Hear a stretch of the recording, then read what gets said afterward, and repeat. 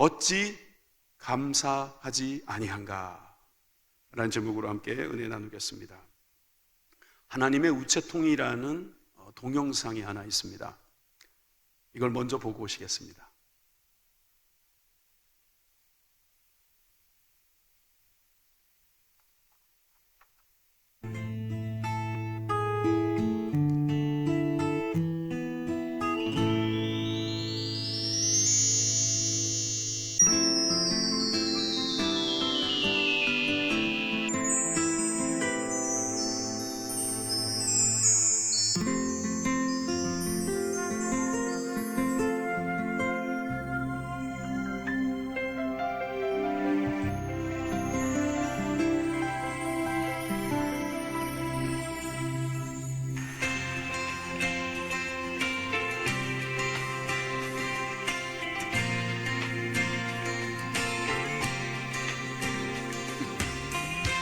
The Bible says it's a good thing to give thanks to the Lord. Amen. You ready to do that tonight? I come before you today, and there's just one thing that I want to say. Thank you, Lord. Thank you, Lord, for all you've given to me, for all the blessings that I cannot see. Thank you, Lord. Thank you, Lord. With a grateful heart, with a song of praise, with an outstretched arm, I will bless your name and thank you, Lord. I just want to thank you, Lord. Thank you, Lord. I just want to thank you, Lord. Thank you, Lord.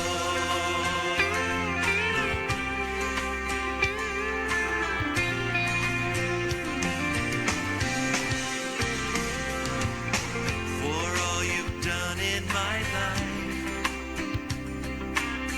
you took my darkness and gave me your light. Oh, thank you, Lord. Thank you, Lord. Thank you, Lord. You took my sin and my shame. Yes, you did. You took my sickness and 영상은 재밌게 보셨죠? 예, 하나님의 우체통이 있다면 여러분 그 우체통에 여러분들은 어떤 편지를 넣으시겠습니까? 이 질문 아니겠습니까? 전 첫 번째 그 말에서 너무 재밌었어요. 딸이 산 옷이 컸다. 엄마가 좀 더 크시다는 뜻이네요. 그죠? 꼭 그렇게 엄마를 디스해야 되는가 하는 생각도 들었고요. 또 자기가 안 입는 걸 엄마한테 준다?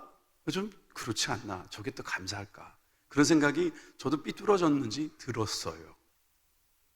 그런데 생각해 보니까 여러분, 딸이 입는 옷을 엄마가 입을 정도면 엄마 패션이 굉장히 좋은 거 아닙니까? 엄마가 젊다는 거 아닙니까? 엄마도 감사해야 될 것 같아요. 가시에 찔린 게 감사하대요.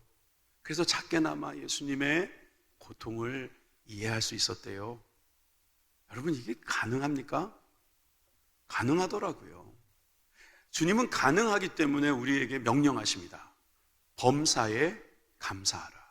오늘 본문이잖아요. 데살로니가 후서, 전서죠. 전서 5장 18절에 범사에 감사하라. 이건 명령입니다. 그런데 이게 왜 명령이냐면 하나님의 뜻이기 때문입니다. 이것은 바로 하나님의 거룩하신 뜻이다. 여러분, 그 다음에 뭐라고 나와 있습니까? 범사에 감사하라. 그 다음에 이것이 그리스도 예수 안에서 너희를 향하신 하나님의 뜻이니라. 하나님의 뜻이 무엇이라고요? 감사하는 거라고요. 기도도 잘해요. 기뻐해요. 근데 감사할 줄 몰라요. 그러면 하나님의 뜻을 다 아는 게 아니에요. 감사하는 사람은 하나님의 뜻을 알고 있는 사람이자 그 하나님의 뜻을 이룬 사람인 줄 믿습니다. 근데 여러분, 감사할 수 있어요. 감사할 만한 이야기가 우리 중에 많거든요. 근데 여러분, 감사할 만한 것만 감사한다면 범사에 감사하기 불가능할걸요? 범사에 감사하려면 감사할 만한 것이 아닌 것 같은 것조차도 감사해야 됩니다. 이게 이 감사절에게 주어진 말씀이라 쉬운 것 같지만 여러분, 실질적으로 해보려면 어렵습니다. 근데 이것을 해냅니다, 사람들이. 특히 오늘 읽었던 데살로니가 교회 성도들이 그런 감사의 모습을 가지고 있었어요. 데살로니가 교회에 쓴 편지를 오늘 읽었는데, 데살로니가 전서와 후서는 데살로니가 교회에 보낸 편지로서 그 간격이 길지 않아요. 사도 바울이 데살로니가 교회를 생각하면 감사할 것이 있대요. 데살로니가 전서 1장 2절에서 3절에 보니까 그는 이렇게 인사말을 쓰고 있습니다. 우리가 너희 모두로 말미암아 항상 하나님께 감사하며 기도할 때에 너희를 기억함은 너희의 믿음의 역사와 사랑의 수고와 우리 주 예수 그리스도에 대한 소망의 인내를 우리 하나님 아버지 앞에서 끊임없이 기억함이니. 여러분, 여기서 세 가지를 감사한다는 거예요. 믿음의 역사, 사랑의 수고, 소망의 인내. 믿음, 소망, 사랑을 여러분들이 이루어가고 있으니 감사하다. 누구에게? 하나님께 감사하다라고 말하고 있습니다. 3주밖에 말씀을 전하지 못했어요. 사도 바울을 핍박하는 사람 때문에 그는 도망갈 수밖에 없었습니다. 그러니 얼마나 미안한 마음이 들었겠어요. 사도 바울은 이 데살로니가 교회를 생각할 때마다 너무 고마운 거예요. 그래서 그 다음에 보낸 편지를 시작할 때도 그 첫 번째 편지처럼 그렇게 쓰고 있어요. 이번엔 데살로니가 후서로 가겠습니다. 후서 1장 3절에서 4절. 이것은 우리 같이 읽어볼까요? 시작. 형제들아, 우리가 너희를 위하여 항상 하나님께 감사할지니 이것이 당연함은 너희의 믿음이 더욱 자라고 너희가 다 각기 서로 사랑함이니 풍성함이니 그러므로 너희가 견디고 있는 모든 박해와 환난 중에서 너희 인내와 믿음으로 말미암아 하나님의 여러 교회에서 우리가 친히 자랑하노라. 아멘. 여기도 보니까 믿음, 사랑, 소망. 소망은 인내라는 이름으로 바꿨죠. 첫 번째 편지에도 소망의 인내라고 했기 때문에 같은 말입니다. 그런데 이것이 자라났다는 거예요. 더 커졌다는 거예요. 더 풍성해졌다는 것입니다. 이 어찌 감사하지 않을 수 있겠습니까? 여러분들도 오늘 이 시간에 이 자리에 오신 것도 하나님께 감사할 내용일 것입니다. 그런데 여러분들이 감사할 수 있는 것들을 찾아낸다면 여러분들은 어찌 감사하지 아니할 수 있겠습니까? 여러분, 오늘도 이 시간에 예배드리면서 이게 감사할 거리구나, 이게 정말 나에게 있어서 너무나 귀한 것이구나 깨닫고 감사하게 되기를 주님의 이름으로 축원드립니다. 첫 번째는 그래서 믿음의 역사가 자라나니 어찌 감사하지 아니한가. 데살로니가 교회를 제가 지도로 보여드리겠습니다. 지금의 현재 그리스 지역이라고 말할 수 있어요. 저 마게도냐 지역에 수도라고 할 수 있는 바로 데살로니가 바로 저 위치에 있습니다. 데살로니가 교회는 어디에 위치하고 있냐? 비아 에그나티아라고 하는 길이 지나가는 곳에 있어요. 다시 말해서 동방에서 서방으로 이어지는 길목에 있다는 거예요. 거기에는 많은 사람들이 장사를 할 수 있었을 것입니다. 그래서 유대인들도 많이 모여들었습니다. 그런데 모여진 곳에는 회당이 지어지고 회당이 있는 곳에는 예수님 믿는 사람들도 올 수 있겠죠. 그러나 유대인들도 있었습니다. 그곳에서 사도 바울은 복음을 전했고 그로 인해서 성도들이 늘어나고 있었던 것입니다. 재림에 대한 신앙을 더 강하게 가르쳤습니다. 그런데 여기에서 그들은 하나님의 말씀을 믿는 역사가 일어났어요. 다시 한번 우리가 데살로니가전서 1장 아까 읽었던 2절 부분을 볼까요? 믿음의 역사. 눈에 보이십니까? 바로 믿음의 역사가 거기에 있었다라고 말하고 있어요. 그런데 데살로니가 후서 1장 3절에 가보니까 뭐라고 되어 있습니까? 그 믿음의 역사가 더욱 자라났다고 말하고 있어요. 아니 여러분, 시간이 지났는데 자라났어요. 이거 감사할 일입니다. 여러분들 한번 보세요. 여러분 믿음이 자라나셨습니까? 아멘입니다. 저는 여러분들이 믿음이 자라났어요. 예전에는 교회 오세요 안 오셨어요. 그런데 이제는 오지 말래도 오십니다. 제가 여러분들에게 전화해서 이 자리에 오셨습니까? 예. 사실 뭐 오늘 나가실 때 떡 한 번 줍니다. 1년에 한두 번 주는 떡입니다. 이거 떡 받으러 오신 분 여기 계십니까? 없습니다. 있을까 봐 빨리 말하는 겁니다. 여러분, 빨리 우리가 정말 하나님 나라 가고 싶은 사람은 없습니다. 그런데 우리는 하나님 나라가 있다는 것을 믿습니다. 그리고 주신 것에 대하여 감사하고 있는데 이게 믿음이 자라났기 때문이에요.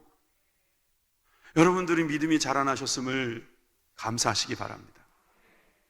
목사님 그렇게 말씀하지 마세요. 그냥 격려인 줄 알겠습니다. 저는 믿음이 자라지 않았어요.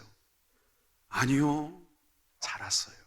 자, 제가 보여드릴게요. 데살로니가 전서에 보면 2장에 갔을 때, 아까 1장이었어요. 이제 2장으로 가면 끊임없이 감사한다고 또 말해요. 항상 감사하는데 이젠 끊임없이 감사해. 뭐가 이렇게 감사할 게 많은지. 사도 바울은 하나님의 말씀을 너희들이 들었구나. 근데 그 하나님의 말씀을 받을 때에 사람의 말로 받지 아니하고 하나님의 말씀으로 받음이니 진실로 그러하도다. 이 말씀이 또한 너희 믿는 자 가운데서 역사하느니라. 여러분, 하나님의 말씀을 받았다는 거예요. 여러분들이 성경책에 나와 있는 글을 하나님의 말씀으로 받았습니다. 아멘이십니까? 목회자가 전하는 설교를 하나님의 말씀으로 받으셨습니다. 아멘이십니까? 여러분, 이로 인하여서 여러분들의 믿음이 자라나고 있다는 거예요. 여러분들이 믿음을 통해서 하는 일들이 있어요. 예배, 전도, 기도, 구제, 여러분들이 하는 모든 선교적 활동은 바로 믿음에 여러분들이 사역을 하신 거예요. 역사, 사역 같은 말이에요. 일을 했다는 거예요. 여러분들이 이렇게 믿음의 일을 할 수 있었던 것은 하나님의 말씀 때문입니다. 데살로니가 전서 2장에만 이러는 게 아니에요. 데살로니가 후서 2장에 가도 비슷한 말씀이 또 있어요. 마치 컴퓨터를 쓰는 사람처럼 비슷하게 열거하고 있어요. 13절 후반부에 하나님께 감사할 것은 하나님이 처음부터 너희를 택하사 성령의 거룩하게 하심, 즉 성화, 성령님께서 우리를 거룩하게 만들어 가시는 성화 과정에 너희들이 있으니 감사하다. 또 진리를 믿음으로 구원을 받게 하셨으니 감사하다. 여러분이 감사하시기를 바랍니다. 여러분, 우리가 지금 성화되어지고 있는 과정입니다. 아멘이십니까? 나는 예수님 믿을 때보다, 처음 믿을 때보다 지금 더 좋아졌다는 분은 아멘 하십시다. 아멘 안 하시는 분들은 누굽니까? 전 생각해 보면 제가 예수님 처음 믿을 때보다 지금 훨씬 좋아졌어요. 네. 앞으로도 더 좋아질 줄 믿습니다. 아멘 해주셔서 감사합니다. 여러분들도 아멘입니다. 여러분, 여기에 또 너무 놀라운 것은 진리를 믿음으로 구원을 받게 하셨다는 거예요. 성령님께서 이 말씀을 믿게 하셨어요. 아멘. 여러분이 믿게 하신 것으로 인해서 우리가 무엇을 받았어요? 구원을 받았어요. 세이빙 됐다는 거예요. 우리가 주님께서 우리를 수렁에서 건져내셨다는 것입니다. 영원한 죽음에서 우리를 살려내셨다는 것입니다. 여러분, 이것이 바로 하나님의 믿음, 주신 믿음, 그 믿음으로 말미암아 우리에게 주신 큰 은혜인 줄 믿습니다. 그래서 여러분, 우리는 이 믿음의 역사가 감사할 일입니다. 특별히 자라나게 하신 것을 감사합니다. 하루는 예수님께서 급한 전보를 받았습니다. 친구가 죽어가고 있다고요. 예수님의 친구, 유명한 사람 있잖아요. 나자로 시작하는. 근데 그 누이들이 있었어요. 누이들은 정말 예수님이 그럴 줄 몰랐어요. 왜냐하면 조금만 서둘렀으면 자기 오라버니가 그렇게 되지 않았을 텐데 죽어버렸습니다. 시체 썩는 냄새가 나는 겁니다. 그래서 사람들은 생각했어요. 예수님도 어쩔 수 없나 보다. 예수님이 아무리 바빠도 그렇지 늘 그렇게 가까이 지내고 정말 대접도 많이 한 것 같은데 어떻게 그럴 수가 있나. 근데 예수님께서 늦었지만 오셔서 죽지 않았다는 거예요. 사람들은 콧웃음을 쳤을 것입니다. 그런데 예수님께서 또 하시는 말이 또 가관이십니다. 돌을 치워라 이거예요. 그곳에는 무덤에다가 돌로 막아놓는 풍습이 있어서 그 돌을 치우라는 거예요. 사람들은 돌을 치웁니다.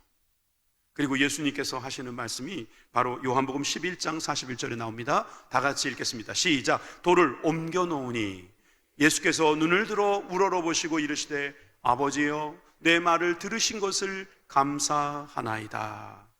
예수님은 내 말, 즉 아들의 말을 들어주신 하늘 아버지께 감사하고 있습니다.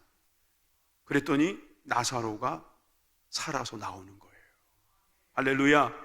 이 기적이 바로 감사하는 기도 가운데서 나타났습니다. 자, 그러면 사람들은 한 것이 없습니까? 사람들은 믿지도 않았던 것 같지 않아요? 도리어 의심하고 예수님을 원망하는 사람들도 있었을 것입니다. 그런데 예수님께서는 거기에 있는 사람들에게 뭐라고 말씀하셨는가 기억해 보세요. 돌을 옮겨 놓아라. 돌만 옮겨 놓은 겁니다. 이거 헛수고 시키지 마세요. 이런 말 안 하고 돌을 옮겼습니다. 그게 믿음의 사역이었던 거예요. 제가 목회를 하는데요, 제가 사람 뒤집어 놓을 능력이 없어요. 사람을 여기서 저기 가게 하는 능력도 전 없어요. 저는 뭐만 있냐 하면은 돌을 옮겨 놓는 능력밖에 없어요. 근데 그건 저만 있는 게 아니에요. 여러분도 할 수 있어요. 하나님은 우리에게 하지 못하는 일, 할 수 없는 일을 시키지 않아요.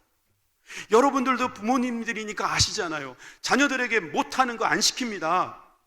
가끔 공부 1등 하라는 거 빼고.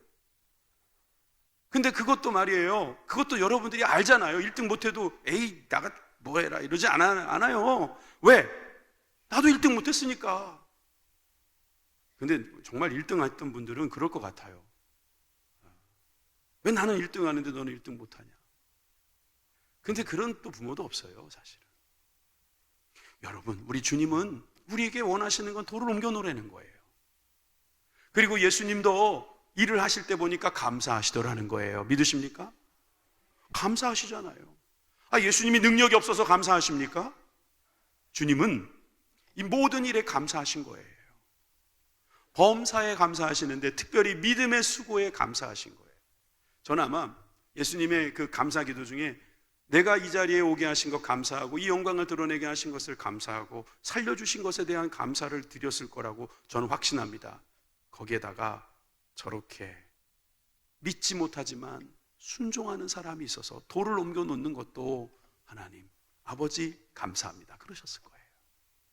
여러분, 우리는 이 세상에 살면서 작은 일을 하는 사람들입니다. 하나님에 비하면 돌만 옮기세요. 여러분들이 돌도 못 옮긴다면 믿음의 사역은 하지 않는 것입니다. 그런데 우리 교회를 볼까요? 돌을 많이 옮겼어요. 산을 깎았어요. 강을 건넜습니다. 바다를 건넜습니다. 여러분들께서 하신 그 사역에서 하나님이 말씀하십니다. 자라나고 있구나. 어찌 감사하지 않을 수 있겠습니까? 저는 우리의 사랑, 우리의 마음, 우리의 모든 것이 믿음으로 나타날 줄 믿습니다. 여러분이 믿음, 주님 주신 이 말씀을 통한 믿음, 성령을 통한 믿음, 이 믿음으로 말미암아 자라나가게 되기를 주님의 이름으로 축원합니다. 두 번째, 사랑의 수고가 풍성하니 어찌 감사하지 아니한가. 문제를 하나 낼게요, 여러분들에게. 이 문제입니다. 스페인의 격언인데 땡땡땡은 요구하고 땡땡땡은 감사한다. 세 글자. 제가 아내에게 세 글자라는 말을 안 하고 이게 답이 뭘까 물어봤어요. 그랬더니 이렇게 답하더군요. 아이는 요구하고 어른은 감사한다. 말 되죠? 여러분, 언제 어른이 된 건지 아세요? 감사할 줄 알 때 어른 된 거예요. 철든 거예요. 맞죠? 근데 스페인 격언이에요. 스페인 하면 생각나는 혹시 무슨 길 있어요? 산티아고? 이게 힌트입니다. 자, 앞에 세 글자는 여러분들이 생각한 게 맞는지 확인해 보세요. 관광객은 요구하고. 다음, 그렇죠. 순례자는 감사한다. 뭔가 오십니까? 여러분들은 관광객입니까? 아니면 순례자입니까? 아마 산티아고 근처에 사는 사람들은요 바로 알아볼 수 있을 거예요. 이거 뭐 길이 이래. 여기 물도 없고 가게도 없어. 왜 이 모양이야? 틀림없이 관광객이에요. 그런데 물만 줘도 아이고 고맙습니다. 아유 이제 숙박시설만 가르쳐줘도요, 돈도 안 줬어요. 그냥 가르쳐만 줘도 아이고 감사합니다. 순례자라는 거죠. 여러분들은 여행객이에요, 순례자예요? 네, 대답해 보세요. 속으로. 우리는 주님을 따라가는 순례자인 줄 믿습니다. 왜 순례자가 됐습니까? 여러분들이 주님을 사랑하기 때문입니다. 사랑하기 때문에 주님을 따라가는 그 길, 그것을 바로 순례자의 길이라고 말씀드릴 수 있습니다. 데살로니가 교회에 감사하는, 하나님께 감사하는 내용 중에 두 번째가 바로 사랑의 수고였다고 1장 3절에 말하고 있죠. 그런데 데살로니가 후서 1장에 가도 비슷한 말씀이 있습니다. 어떻게 되어 있냐면 너희의 믿음이 더욱 자라나고 너희가 다 각기 서로 사랑함이 풍성함이니. 여러분, 이 사랑이 그냥 있는 게 아니라 더 풍성해졌다는 거죠. 처음에 이것이 태어난 것도 감사한데, 여러분 사랑의 수고를 시작한 것도 너무 고마운데 이것이 자라가게 하신 거예요. 이것이 점점점 커졌다는 거예요. 풍성해졌다는 거예요. 말 그대로 열매가 된 겁니다. 열매가 맺혀진 거예요. 이러니 감사하지 않을 수 있겠습니까? 예수님께서는 우리들이 그렇게 사랑의 수고를 하는 것에 대하여 늘 기뻐하십니다. 예수님께서 감사했던 기록 중에 또 한 가지 이야기가 이거죠. 오병이어입니다. 사람들은 지금 배가 고픈 겁니다. 말씀은 좋아요. 말씀으로 영은 이제 살찌웠어요. 그런데 배는 고픈 거예요. 이게 바로 우리들의 현실인지도 모르겠습니다. 그래서 나는 뭐 영혼만 살찌우면 돼. 이게 거짓말이에요. 영혼에는 육신이 포함되어 있어요. 그래서 여러분, 우리 육신도 배고플 때가 있는 겁니다. 이럴 때 예수님께서 뭐라고 말씀하십니까? 돌아가서 집에서 먹고 오라 해. 하지 않는다는 거죠. 제자들에게 뭐라고 말씀하시는가 봤더니 마태복음 14장 16절에 너희가 먹을 것을 주라 그랬어요. 여러분, 우리 한국교회, 특별히 순복음 부천교회는 먹을 것을 주는 교회가 됐어요. 이 육신으로 먹는 것만이 아니에요. 여러분, 영으로 먹는 것도 있어요. 그리고 우리가 함께 사역하면서 우리가 함께 나누어 먹는 것이 있어요. 여러분, 이것을 먹을 거를 주라, 이 말을 제자들이 이해를 이렇게 했습니다. 우리가 갖고 있는 떡과 어떤 음식을 주라는 거구나. 그래서 모아보니까 뭐라고 돼 있어요? 제자들이 이르되 여기 우리에게 있는 것은 떡 5개와 물고기 2마리 이니이다 이러지 않고 뿐이니이다 이랬어요. 여기 뿐, 이 뿐이라는 말은요, 뭔가 자기 생각이 들어간 거예요. 이것 가지고는 여기 있는 사람들을 먹일 수가 없다는 그들의 생각이 들어있는 거예요. 그런데 이 생각 속에 예수님은 역사하십니다. 예수님은 사랑의 수고를 하십니다. 어떻게 하시는가? 같은 내용을 요한복음에는 이렇게 기록하고 있습니다. 요한복음 6장 11절을 세 번역으로 읽겠습니다. 예수께서 빵을 들어서 감사를 드리신 다음에 앉은 사람들에게 나누어 주시고 물고기도 그와 같이 해서 그들이 원하는 대로 주셨다. 다 주시는 거예요. 그랬더니 마태복음 14장 20절에는 다 배불리 먹었다. 12바구니가 남았고 5,000명이나 먹었다. 근데 어린아이하고 여자는 빼고 장정만 5,000명이 먹었다. 여러분, 이것이 주님께서 감사할 때 나온 기적입니다. 감사의 기적입니다. 그런데 사람들은 무엇을 했냐면은 사랑의 수고를 했어요. 그 어린아이 보세요. 물고기, 그 떡, 그 자기가 먹기에도 충분치 않을 텐데 그거를 내놓는 거예요. 사랑이겠죠. 그걸 수고로 주님께서 받아주시는 거예요. 이 사랑의 수고를 통하여 하나님은 감사하고 있어요. 하나님께 감사하고 있어요. 예수님은 그렇게 일하시는 겁니다. 여러분, 우리 교회가 어떻게 이루어졌는가 생각해 보세요. 사랑의 수고가 있었어요. 우리는 그저 가지고 있는 것 좀 내놨어요. 그런데 주님께서 감사하셨더니 5,000명이 넘게 왔어요. 지난번에 지광희 장로님이 소천하셔서 장례 예식을 하면서 저도 이렇게 몇 번 가면서 들은 이야기인데요. 지광희 장로님이 청년 때부터 우리 교회에서 사역을 열심히 했잖아요. 그러다 보니까 그때부터 알게 된 사람들이 하나 둘씩 오기 시작하더래요. 그래가지고 그동안 보지 못했던 많은 사람들이 장례 예식에 참여했다는 것을 어떤 장로님이 저에게 알려주시더라고요. 아, 그렇다. 우리 교회를 통하여 구원받은 사람들이 이렇게나 많구나. 지금 우리가 보이는 성도들은 빙산의 일각도 안 됩니다. 어마어마한 사람들이 우리가 전한 복음을 듣고 예수님을 믿게 되었습니다. 여러분, 이 땅에만 있는 것이 아닙니다. 저 케냐, 인도네시아, 멕시코, 남아공, 뉴질랜드에 여러분들이 뿌린 씨앗이, 여러분들이 사랑의 수고를 드렸을 때 하나님께서는 5천 명 그 이상을 먹이셨습니다. 여러분 믿으십니까? 믿으셔야 돼요. 믿으셔도 돼요. 예, 믿으셔야 되는 겁니다. 이걸 의심하면 안 되는 거예요. 저는 여러분들이 5천 명 이상 먹여 살릴 수 있는 사람이라고 저는 확신해요.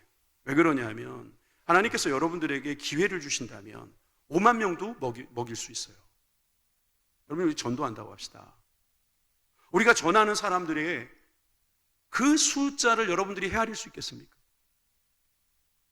그들이 먹은 양식이 얼마나 많을지 여러분 상상할 수 있겠습니까? 그 사람이 예수님을 믿고 나가서 목사가 되고 선교사가 돼서 또 복음이 전해질 것을 여러분 상상할 수 있겠습니까? 5천 명이 뭡니까? 5만 명이 뭡니까?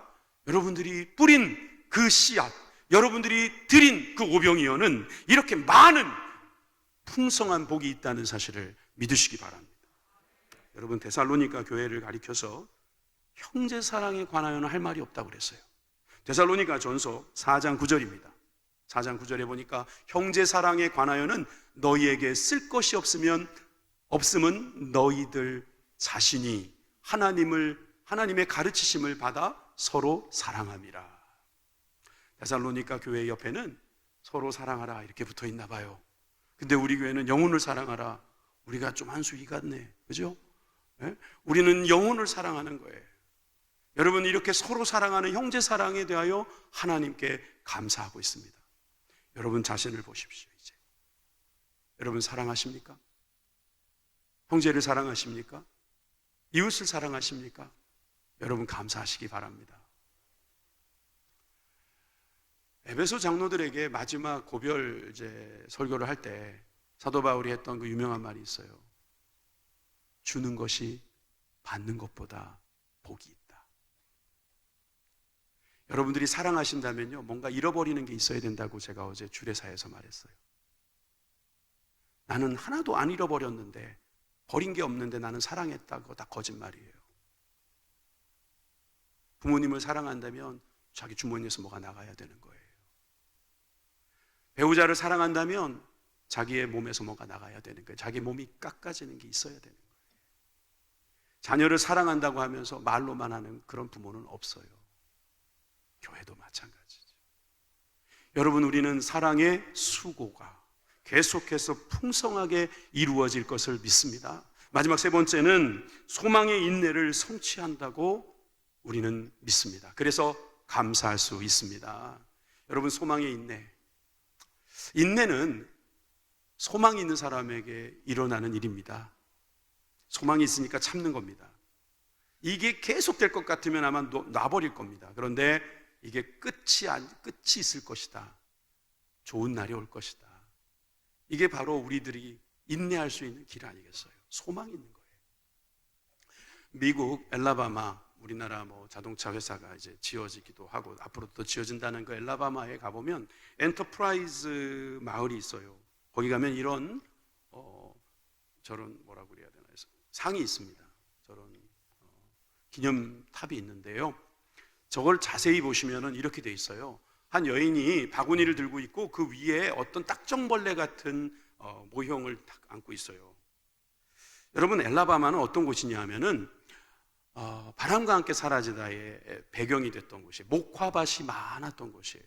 그래서 엘라바마에는 목화밭으로 농사 짓는 분들이 예전에 많았답니다.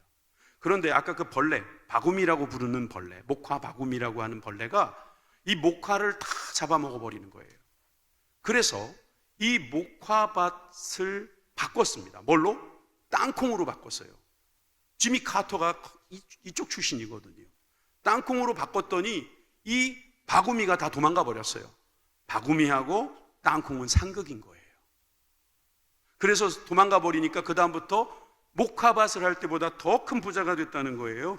그래서 저 엔터프라이즈 CL은 저런 비석이 있어요. 저 비석에 이런 내용이 있습니다. 우리는 목화를 갉아먹었던 벌레에게 깊은 감사를 표한다. 이 벌레는 우리에게 새로운 번성의 계기를 주었고 하면 된다는 신념을 주었다. 여러분, 우리는 똑같은 고난 속에서 다른 반응을 보이는 사람을 볼 수 있습니다. 햇볕이 내려치는데 진흙은 더욱 단단해지고 있습니다. 같은 햇볕이 내리쬐는데 얼음은 다 녹아버립니다. 진흙은 단단해지는데 왜 얼음은 다 녹아요? 다른 사람이라 그래요. 다른 존재이기 때문에 그래요. 그러니까 우리가 어떤 존재냐는 거죠. 그러면 우리가 하나님을 믿는 사람이라면 우리는 그 어떤 상황에서도 감사할 수 있다는 거예요. 그래서 바구미를 죽여 없애는 것 생각 안 했어요. 그냥 땅콩을 심었더니 그 땅콩이 바구미를 다 내쫓았어요. 포기하고 모르겠다 그러면 사막이 되어버렸을 것입니다. 그러나 그것을 가지고 그들이 감사할 수 있게 된 것은 하나님께서 지혜를 주셨기 때문이겠죠. 그들이 포기하지 않고 인내했기 때문이겠죠. 여러분, 그래서 데살로니가전서 1장에 보면은 3절에 이렇게 되어 있습니다. 소망의 인내를 주신 것에 감사한다.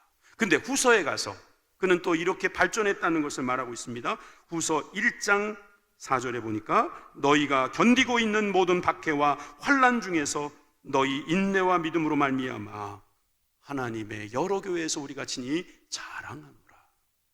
여러분, 우리가 박해와 환난이 있을 것입니다. 여러 가지 어려운 것이 있을 거예요. 여러분, 많은 분들이 지금 평등에 대한 이야기를 이슈로 삼아서 정치적인 활동을 하는 분들도 있어요. 큰 교회 목사님들이 1인 시위도 하고 있습니다. 국회 앞에서. 사실 우리 교회에서 어떤 설교를 하게 되면은 불법이다라고 말하려는 법이 있다는 말을 저는 계속 눈여겨보고 있습니다. 그래서 그런 일로 인해서 전도가 막히고 전도 나가서 이야기하다가 감옥에 갈 사람도 만약에 나온다고 하면 얼마나 힘들겠냐는 거죠. 그러면서 그때가 오지 않기 위해서 지금 뭔가 우리가 바른 정책을 세워야 한다는 게 그들의 주장일 것입니다. 저도 원론적으로 보면 이 사회법도 성경에 나와 있는 진리의 말씀을 깊이 봐야 한다고 생각합니다. 그래서 진정으로 정치인들에게 묻고 싶습니다. 정말 사랑의 기반으로 그 정책을 세우시는 겁니까? 그럼 그 사랑을 어디서 가져오신 것입니까? 성경은 사랑의 책입니다. 성경을 보세요. 성경은 진리를 말씀하고 있으니 그 진리를 가지고 사랑하십시오. 저는 그렇게 말하고 싶어요. 그런데 저는 지금 이 얘기를 왜 꺼냈냐면은 여러분, 그때가 위기가 아니에요. 그때는 도리어 제가 만약에 감옥에 갔다, 여러분들이 더 모여서 기도할 것입니다. 여러분들이 더 열심히 예수님 믿을 것입니다. 그때는 위기가 아닙니다. 지금이 위기입니다. 지금이 위기예요. 지금은 다 와도 된다 그랬어요. 문 활짝 열어놨어요. 무슨 말을 해도 잡아가지 않아요. 안 와요. 더 안 와요. 지금이 위기예요.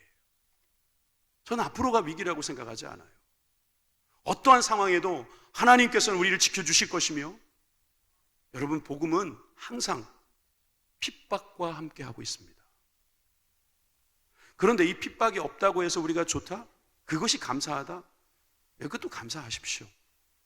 근데 핍박도 감사하면 여러분, 우리가 지금 주신 것에 더 감사하게 될 줄 믿습니다. 여러분, 이런 마음을 가진다면 야고보서 1장 4절의 말씀 보세요. 인내를 온전히 이루라. 인내는요, 이루는 거예요. 성취하는 거예요. 인내는 그저 보고 있는 게 아니에요. 인내는 남한테 미루는 게 아니에요. 이루는 거예요. 너희를 온전하여 구비하고 조금 더 부족함이 없게 하려는 것이 바로 인내를 주신 이유인 것입니다. 여러분, 사도인지 아닌지 어떻게 분별합니까? 그들이 능력을 행하고 표적을 행하고 기사와 능력, 여러분, 그것보다 더 중요한 것 한 가지가 있습니다. 바로 고린도후서 12장 12절, 사도의 표가 된 것은 내가 너희 가운데 모든 참음과, 주님께서 보낸 사람은 첫 번째 참는 거를 잘해야 돼요. 모든 것을 참아내는 거예요. 사랑은 모든 것을 참으며 견디며 기다리는 거라고 그랬어요. 여러분, 소망을 하는 사람은 참음으로 소망하시기를 주님의 이름으로 축원합니다. 자, 말씀을 맺겠습니다. 한 사람을 소개하며 말씀을 맺을게요. 미우라 아야코, 일본인 크리스찬입니다. 처음부터, 태어날 때부터 크리스찬은 아니었습니다. 그는 아사히 카와시라는 곳에 태어났는데 꽤 오래전에 태어나셨잖아요. 구남매가 함께 생활을 하다가 여동생 요코라는 아이가 죽었어요. 충격도 받았어요. 나중에 공부를 해서 초등학교 교사로 7년 동안 근무했는데 일본의 세계대전 패배 후에 국가의 여러 가지 군국주의의 어떤 의식에 대해서 회의를 느끼고 교사를 그만두었어요. 그런데 그에게 지병이 하나 있었습니다. 바로 폐결핵이었습니다. 나중에는 척추골량이라는 병까지 얻게 됐습니다. 그는 말년에 오랫동안 요양생활을 할 수밖에 없었던 사람이에요.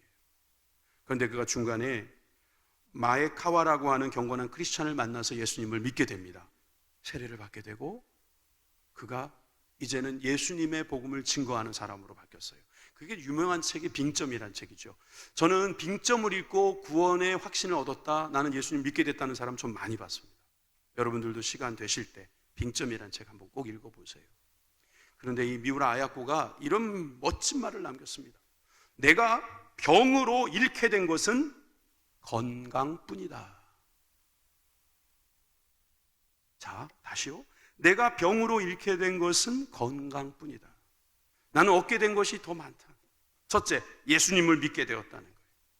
그래서 예수님이 나의 구원주, 나는 주님의 자녀가 되었다. 이게 나는 병 때문에 얻은 복이다.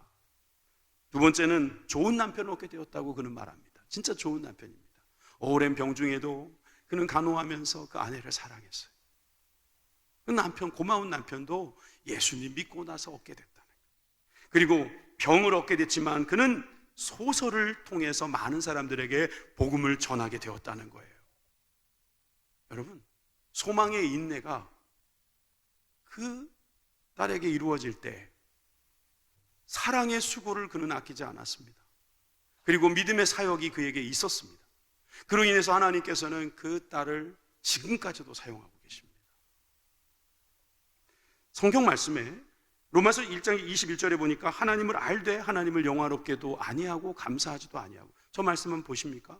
하나님은 알긴 알아요. 감사할 줄은 몰라요. 그런 사람은 생각이 늘 허망해집니다.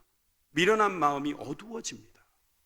감사를 못하면, 감사를 안 하면 여러분 결국 우리가 아무리 하나님을 알고 있어도 결국 우리들의 마음이 허망해지고 어두워진다는 사실을 꼭 주목하십시오. 누가복음 17장에 보면 예수님께서 감사하지 않는 사람들을 지적하고 계십니다. 10사람을 고쳐줬습니다. 한센병을 10사람이나 고쳐줬는데 10사람 중에 9사람은 돌아오지 않아요. 그런데 한 사람, 그것도 사마리아 사람이 돌아옵니다. 그랬더니 예수님 뭐라고 말씀하십니까? 10사람이 다 깨끗함을 받지 아니하였느냐? 그 9은 어디 있느냐?